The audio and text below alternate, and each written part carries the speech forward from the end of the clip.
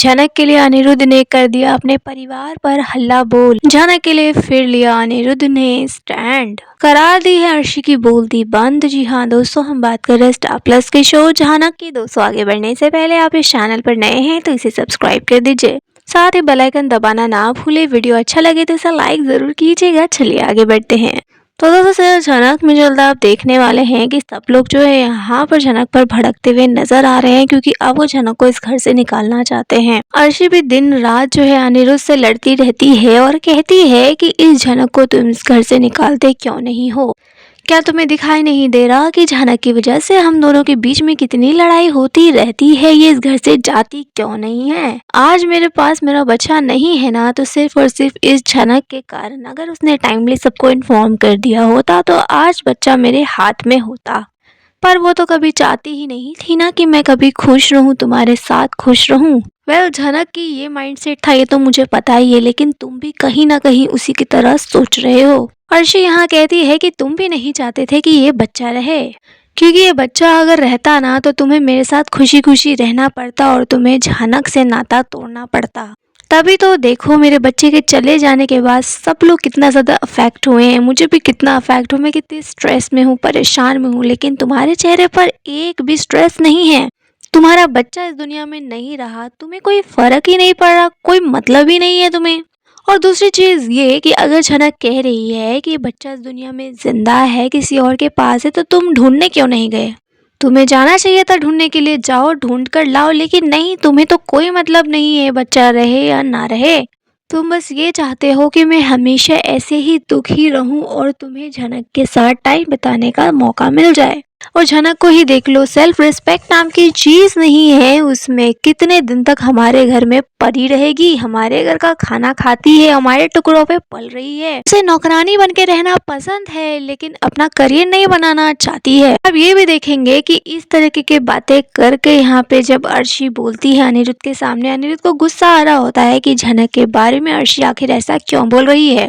पर दोस्तों यहाँ देखा जाए गौर से तो अर्शी कुछ गलत नहीं कह रही है, क्योंकि झनक को अपने करियर पर ध्यान देने की बजाय वो इन फैमिली मैटर में उलझ कर रह गई है, अपनी आइडेंटिटी को लॉस्ट कर लिया है। दूसरों की जिंदगी में खुशियां लाते लाते उसकी क्या जिंदगी हो गई है उसे खुद नहीं मालूम। यहाँ उसके माता पिता का कोई ठिकाना नहीं है, तो अब उसकी जिंदगी का यही मकसद रह गया है कि दूसरों से बस बेइज्जती पाओ और उनके लिए खुशियां लाओ, और ऐसे लोगों के लिए खुशियां लाओ जो लोग आपको कभी भी इज्जत नहीं देंगे। आप ये भी देखेंगे कि तनुजा भी यहाँ पे झनक को खूब डांटती हुई नजर आती है कि तुम्हारी वजह से मेरा बेटा देखो कैसा हो गया है। पहले ये कितना टैलेंटेड लड़का था, सब कुछ करता था, सब चीजें एंजॉय करता था, लेकिन अब इसकी जिंदगी सिर्फ तुम्हारे इर्द गिर्द घूमती रहती है।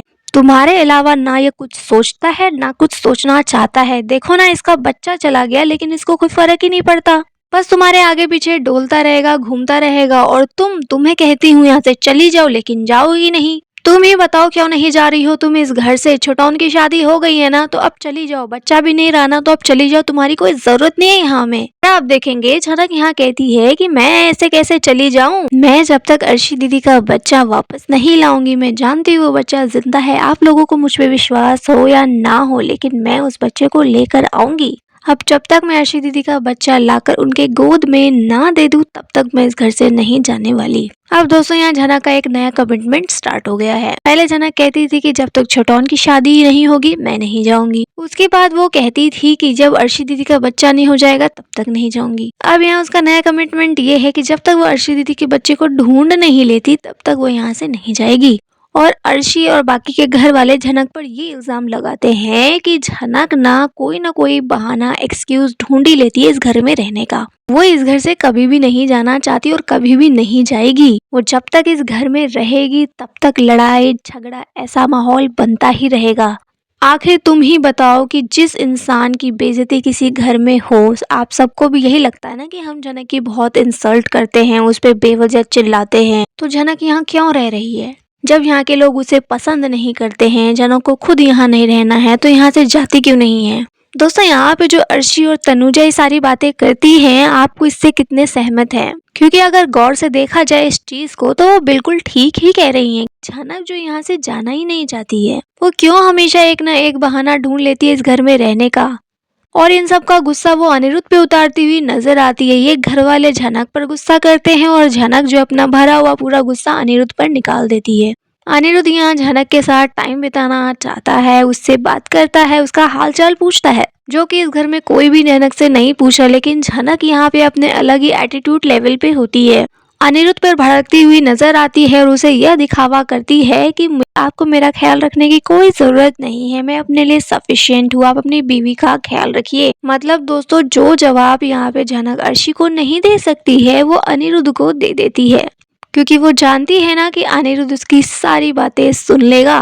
और साथ ही आप यहाँ ये देखने वाले हैं कि यहाँ पे अनिरुद्ध जो है झनक के लिए फुल ऑन स्टैंड लेते हुए नजर आने वाला है। वैसे तो वो हमेशा ही झनक का साथ दे रहा है, लेकिन अब जो है वो पूरा हल्ला बोल करने वाला है अपने पूरी फैमिली मेंबर के ऊपर, क्योंकि एक एक करके सब लोग झनक पे बरस रहे हैं, उसकी बेइज्जती कर रहे हैं और बच्चे की मौत का जिम्मेदार झनक को बता रहे हैं बिना किसी प्रूफ के। तो यहाँ जब बार बार बच्चे बच्चे की जिक्र किया जाता है तो अनिरुद्ध को काफी ज्यादा गुस्सा आ जाता है कि बंद कीजिए बच्चे का नाटक। और आप सब लोग क्या कह रहे हैं कि मुझे बच्चा चले जाने का कोई गम नहीं है?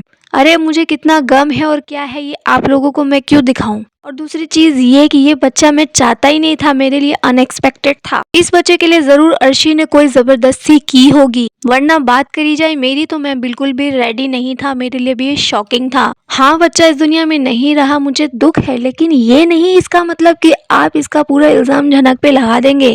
एक तो वो अर्शी का ख्याल रख रही थी, उसका इतना ध्यान रख रही थी, पूरे रात रात जाग कर उसके साथ हॉस्पिटल में थी, और अब जब बच्चा इस दुनिया में नहीं रहा है तो आप पूरा का पूरा दोष झनक पे लगा दोगे। इतना ही आप लोगों को शौक था बच्चे का, इतना ही आप लोगों को ख्याल था, तो आप लोग क्यों नहीं रुक गए हॉस्पिटल में? आप लोग खुद ही ख्याल रख लेते अर्शी का। क्यों दी थी आपने झनक को जिम्मेदारी? आप लोगों को तो झनक पे विश्वास नहीं है ना, तो ऐसी लड़की को क्यों जिम्मेदारी दी जिस पर आपको विश्वास नहीं है? वो तो कुछ भी कर सकती है। तो दोस्तों, यहाँ पे इस तरीके से जो अनिरुद्ध काफी कुछ अपने फैमिली मेंबर को सुनाने वाला है, बोलने वाला है, झनक के लिए वो स्टैंड लेता हुआ नजर आएगा, जिसे देख देकर अर्शी काफी ज्यादा जेलस फील कर रही होगी कि एक तो मेरा बच्चा चला गया है, ऊपर से मेरा पति झनक का ही साथ दे रहा है। यहाँ पे आप देखने वाले हैं कि बहुत जल्द अर्शी जो है वो केस करने वाली है झनक के ऊपर। यहाँ उसे शक है कि उसके बच्चे की मौत की जिम्मेदार झनक है और अब वो चुप बैठने वाली नहीं है। अर्शी के साथ खुद जो हुआ सो हुआ, लेकिन उसके बच्चे के साथ जो हुआ वो बर्दाश्त नहीं करने वाली है, और इसमें अनिरुद्ध उसका साथ नहीं दे रहा, तो इस वजह से उसे और भी ज्यादा गुस्सा आ रहा है। तो यहाँ पे बार बार केस का जिक्र किया जा रहा है। शुभू ने भी केस का जिक्र किया था कि तुम शुक्र मनाओ झनक कि अर्शी ने अभी तक तुम पे कोई केस फाइल नहीं किया, वरना वो तुम्हें जेल के पीछे भेज सकती थी। तो बहुत जल्द दोस्तों हो सकता है कि झनक पर केस कर दिया जाए। झनक के ऊपर और कितनी मुसीबतें लाएंगे मेकर्स, इसकी तो कोई गिनती नहीं है, क्योंकि यहाँ अर्शी झनक के पीछे हाथ धो के पड़ी है, इधर विपाशा अपने पिता के साथ मिलकर झनक का सौदा कर चुकी है, और वहीं दूसरी तरफ वो आदमी भी झनक के पीछे पड़ने वाला है जिसने अर्शी का बच्चा चुराया है, और उधर से कुलभूषण तो झनक के पीछे है ही। मतलब क्या घर वाला क्या बाहर वाला, सबके सब हाथ धोकर झनक के पीछे पड़ चुके हैं। सबका टारगेट सिर्फ और सिर्फ झनक ही है। तो दोस्तों, इतने सारे झनक के दुश्मन यहाँ पैदा हो चुके हैं कि झनक के लिए अकेले सबसे लड़ना काफी मुश्किल नजर आ रहा है। तभी तो अनिरुद्ध यहाँ उसका साथ देने वाला है, अर्शी के अगेंस्ट जाकर, अपने पूरे परिवार के खिलाफ जाकर वो झनक का साथ देगा, उसका हाथ थामेगा। पर दोस्तों, ये अब झनक के ऊपर होने वाला है कि क्या वो यहाँ पे अनिरुद्ध का साथ लेगी, क्या वो अनिरुद्ध की मदद स्वीकार करने वाली है, या फिर अकेले ही भिड़ने वाली है। सभी से देखना काफी दिलचस्प होने वाला है। आपकी यहाँ क्या राय है, आप हमें कमेंट में बताइए। वीडियो अच्छा लगे तो इसे लाइक कीजिए, सब्सक्राइब कीजिए फॉर मोर अपडेट। धन्यवाद।